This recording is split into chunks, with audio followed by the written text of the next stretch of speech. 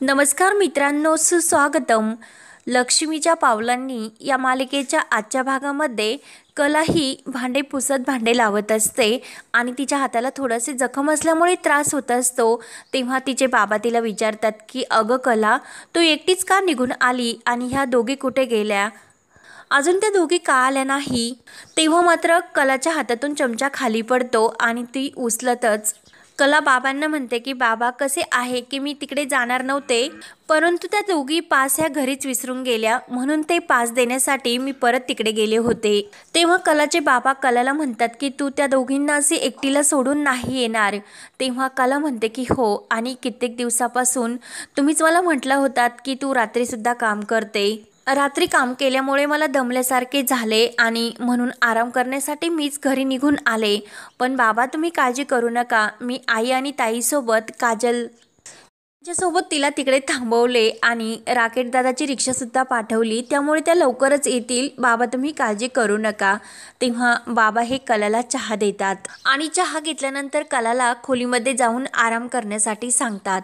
त्यानंतर इकडे अद्वैत हा आपल्या रूममध्ये म्हणजे बाहेर येत असतो, तर ते राहुल येतो आणि राहुल लगेच अद्वैतला म्हणतो की गालाला तू हात लावू नकोस, कारण तो ग्लो आहे तो निघून जाईल. तर अद्वैत विचारतो की कसला?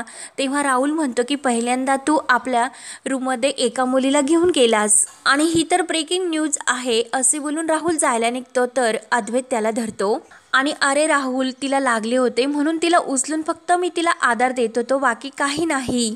तेव्हा अद्वैत लगेच त्या मुलीच्या सौंदर्याचे वर्णन करतो आणि ती मुलगी ही त्याला खूप आवडलेली आहे असे सांगतो. तेव्हा राहुल मनात म्हणतो की पहिल्यांदाच राहुल एका सुंदर मुलीचे वर्णन सुद्धा केले आणि त्याला ती आवडली सुद्धा. तेव्हा राहुलच्या मनात मात्र वेगळेच असते आणि तो मनात म्हणत असतो की अद्वैत, आज तू स्टेजवर माझा अपमान केला, माझा जो काही चान्स होता तो काढून घेतला आणि तुला सुंदर वाटणारी प्रत्येक गोष्ट मी तुझ्याकडून कसा हिसकावून घेतो हे तू बघतच राहा.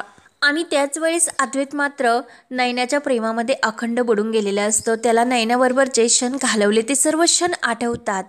त्यानंतर इकडे नयना ही रूममध्ये असते, तेथे रोहिणी, सरोज, काकू आणि संगीता ह्या असतात. तर संगीता ही नयनाच्या पायाला शेकवत असते.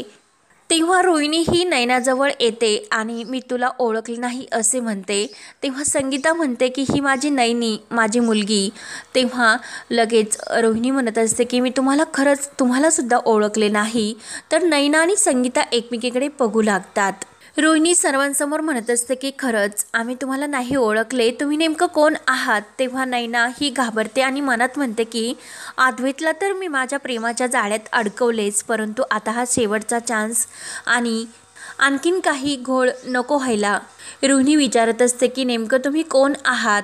तेव्हा संगीता उठते आणि रोहिणीला म्हणते की आओ, तुम्हीच आम्हाला पास दिले आणि तुम्हीच वरून पाहुण्यांशी असं बोलता, अशी आहे का तुमच्या चांदेकरांची पद्धत? आणि सरोजला विचारते की तुम्ही तर चांगल्या दिसतात, मग तुम्हीच सांगा आम्हाला की तुम्ही आम्हाला पास दिलेत आणि वरून तुम्हीच विचारतात की तुम्ही कोण आणि पाहुण्यांशी असे वागतात का?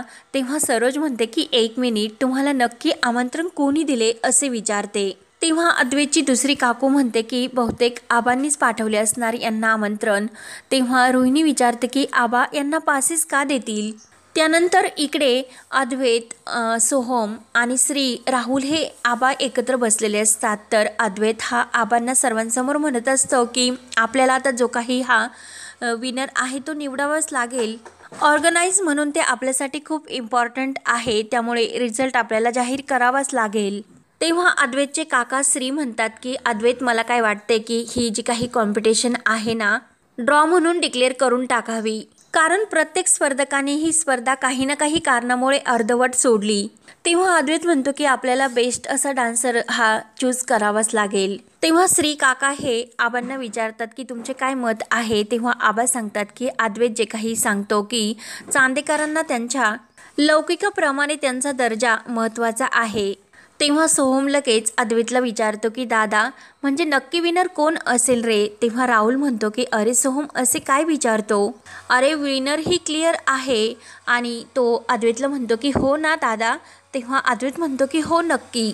राहुल म्हणतो की आपण तिलाच विनर डिक्लेअर करून टाकूयात. तर श्री विचारतात की अरे राहुल, नेमकं कुणाला? तेव्हा तेव्हा राहुल म्हणतो की अरे विवेक काकाची मुलगी सृष्टी, तिने खरंच काय कमाल डान्स केला. तर अद्वैतला धक्का बसतो. अद्वैत लगेच म्हणतो की मी तिचे नाव नाही घेतले. तेव्हा राहुल म्हणतो रे अरे पण तिने खरंच किती छान डान्स केला. तेव्हा राहुल लगेच सोहमला डोळा मारत म्हणतो की अरे ती पाटील काकांची भाची आहे ना, तिने सुद्धा किती कमाल असा डान्स केला. तिचे नाव काय बरं. तेव्हा सोहम म्हणतो की राधिका.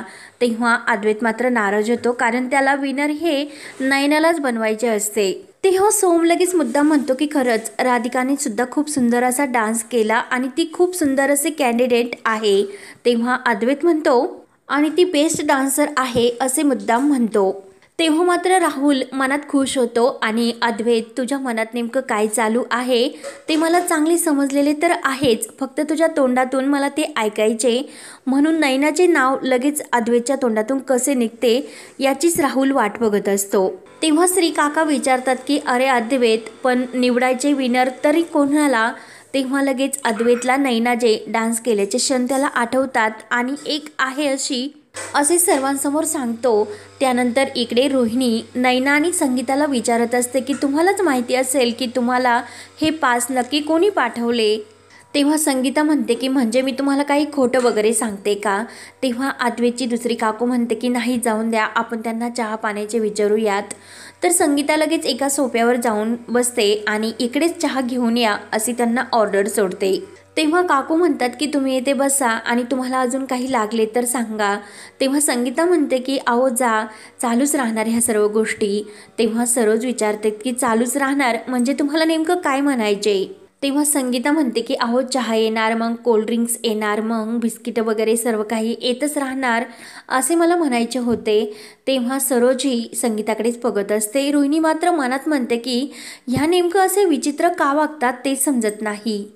त्यानंतर इकडे अद्वैत हा नयनाचे कौतुक करत असतो की खरंच डान्सर मात्र खूप छान होत्या, परंतु तिने आपला कॉन्फिडन्स मात्र शेवटपर्यंत सोडला नाही आणि तिचे एक्सप्रेशन हे सुद्धा अतिशय सुंदर होते. आणि नयनाचे कौतुक करून नयना हीच विनर आहे असे अद्वैत सर्वांसमोर खुश होऊन सांगतो. तर सोहम सुद्धा खुश होतो आणि राहुल सुद्धा.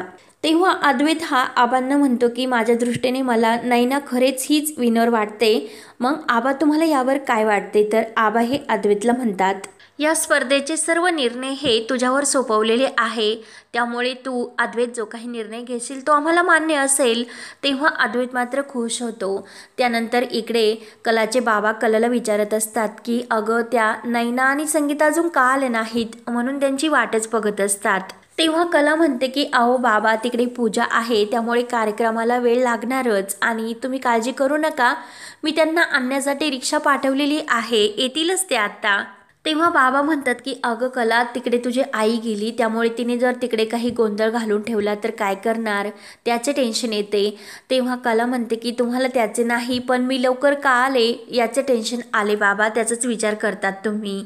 तेव्हा कला किचनमध्ये येते आणि श्रीमंत लोक खरंच किती वेगळे असतात की आतमध्ये एक आणि बाहेर दाखवण्याचे दात वेगळे असे बडबड करत असते आणि बाबा हे सर्व ऐकत असतात. पैशांच्या जोरावर त्यांना नाचवायचे आणि त्यांच्या भावनांशी खेळायचं इतकंशा श्रीमंत लोकांना जमत असते.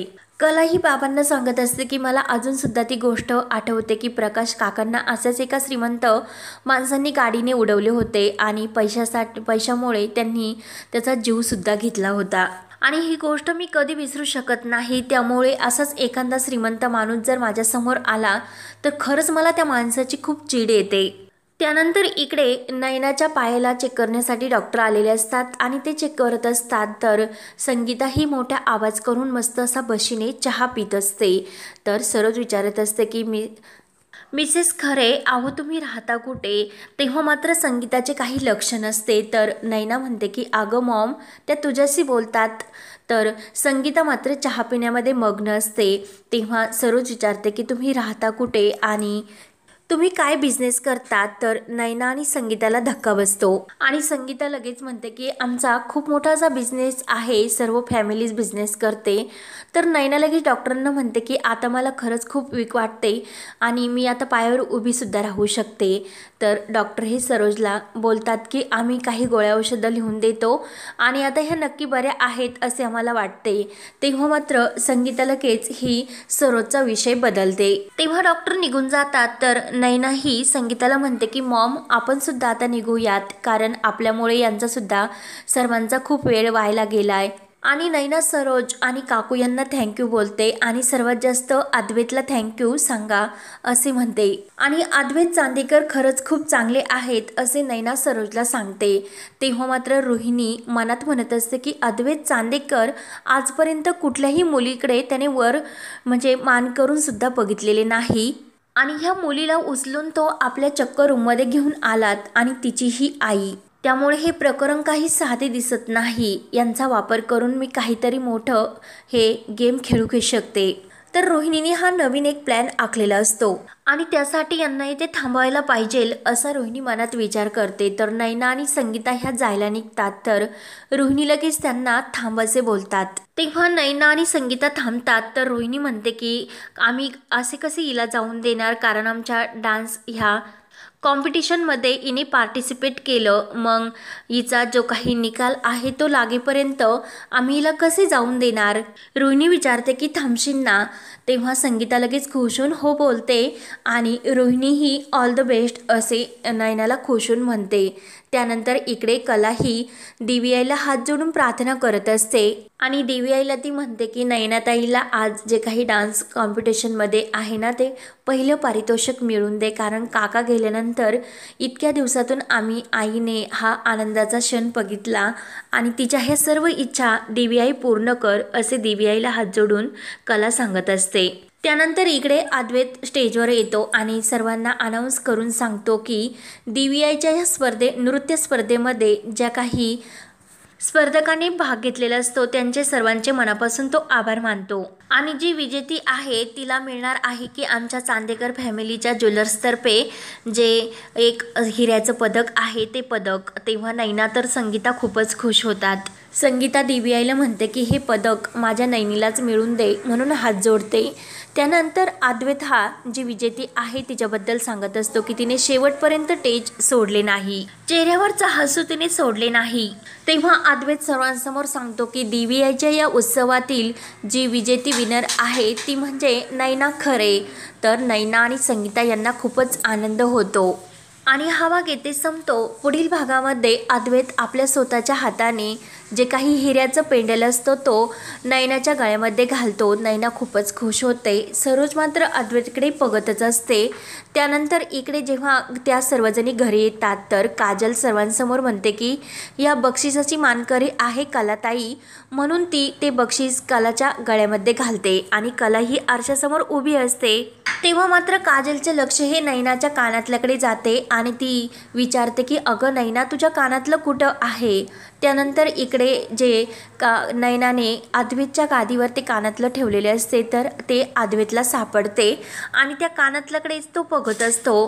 तेव्हा मात्र कला ही मनात म्हणत असते की आजीने मला शेवटची आठवण ही दिलेली कानातलं आणि काही झाले तरी ते कानातलं मला शोधायला पाहिजे असा ती विचार करते. तेव्हा आता पुढे काय होणार हे पाहण्यासाठी आपल्या चॅनलला